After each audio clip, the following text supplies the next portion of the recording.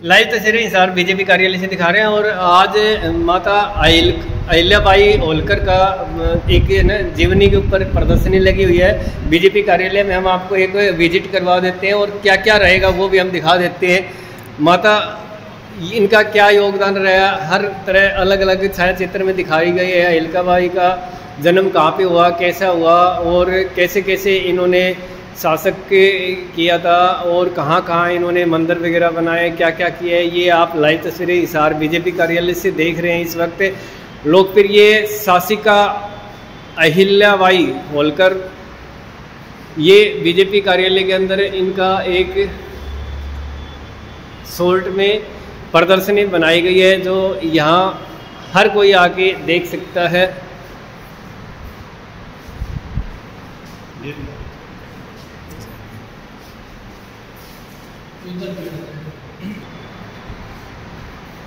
समरसता का आग्रह देख सकते हैं कैसे है। इसके अंदर लोक माता के नाम से भी इनको जानते हैं।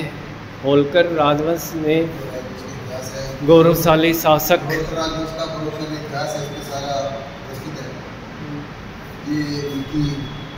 सतबार नमन के बारे में प्रार्थना है।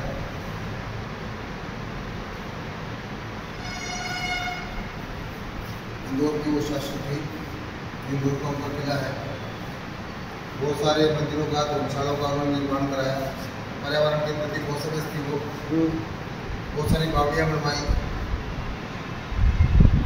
साफ सुथरा पड़ा। पंडितनाथ मंदिर के पीछे देश मंदिर था, इसका जीर्णोद्धार करवाया। ये सब काम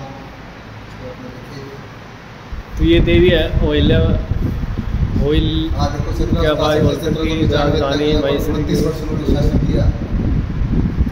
और उनके बारे में एक सबसे महत्वपूर्ण बात मैं आपको बताना चाहता हूँ। शिव की अनन्य भगत थी और जिस तरह हम कोई काम करते हैं तो अपने लेटर हेड पे नीचे अपने साइन करते हैं, लेटर हेड पे अपने साइन करते हैं, पर वो अपने जो भी राजकीय उनका आदेश होता था उस पर वो शिव जी की मोहर लगाती थी, नंदी की। उसके अंदर वो शिव का ही मतलब इतनी बड़ी शिव की भगत थी, उन्होंने कभी भी अपने राजकीय पत्थर पर अपने साइन नहीं किए। ये एक बहुत बड़ा उनका इस बारे में था। तो वो स्टैम्प की जगह क्या यूज करती थी? हाँ, स्टैम्प की जगह वो शिव जी का नंदी भगवान का है ना, वो चित्र लगाती थी, मोहर लगाती थी। उसी मोहर को राजकीय जो है पत्थर माना जाता था।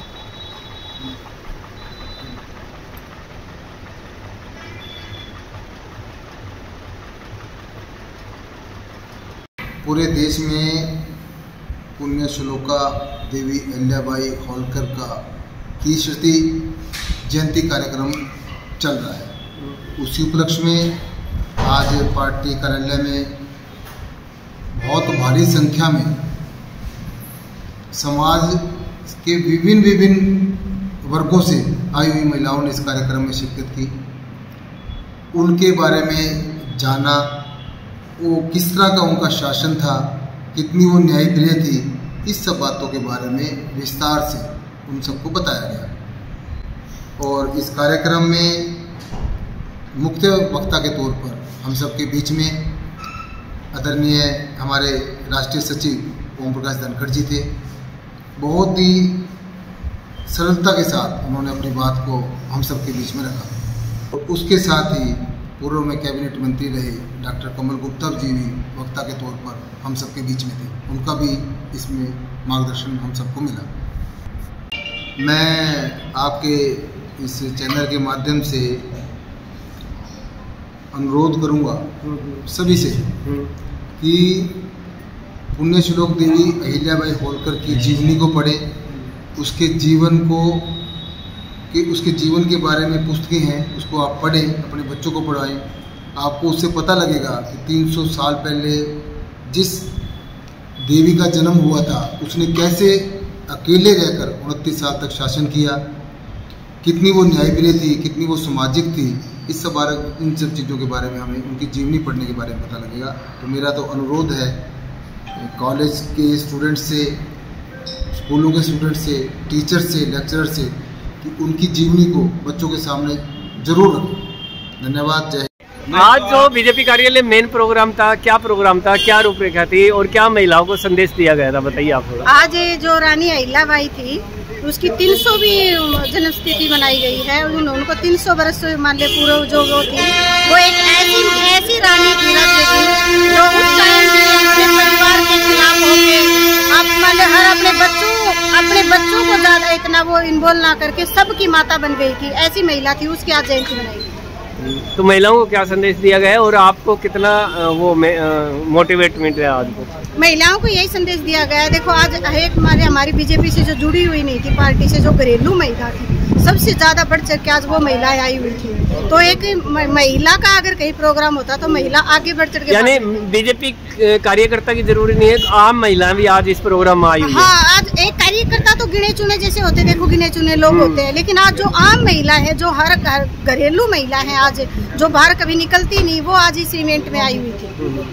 सर क्या संदेश देंगे आज के प्रोग्राम को? ऐसा आज जो ये 10 दिन का प्रोग्राम चला रखा है, ये बहुत ही है महिला जाति को जगाने के लिए, आगे लाने के लिए, ऐसे उदाहरण सामने लाना। हम आमतौर पे जिक्र करते हैं कि पहले हमारे पूर्वजों ने ये किया वो किया। मैं इस बात को हाईलाइट करना चाहता हूँ, उस पर प्रकाश डालना चाहता हूँ कि आज भी हमारे बीच में हैं जो जाति पाति से ऊपर उठ के काम करते हैं समाज के लिए। वो कौन है? जिनका ब्लड ग्रुप O नेगेटिव है, उनको टॉप प्रायोरिटी दीजिए, सबसे बढ़िया सेवा मिलेगी। वो नहीं मिलेंगे क्योंकि लाखों हजारों में एक होते हैं। उसके बाद में O पॉजिटिव वालों को टॉप प्रायोरिटी दीजिए, O नेगेटिव और O पॉजिटिव ब्लड ग्रुप को प्रायोरिटी दीजिए। आपको माता अहिल्याबाई होलकर जी जैसे उदाहरण आपके सामने ही हाजिर होंगे। हाँ जी, आप क्या मैसेज देंगे आज के प्रोग्राम को?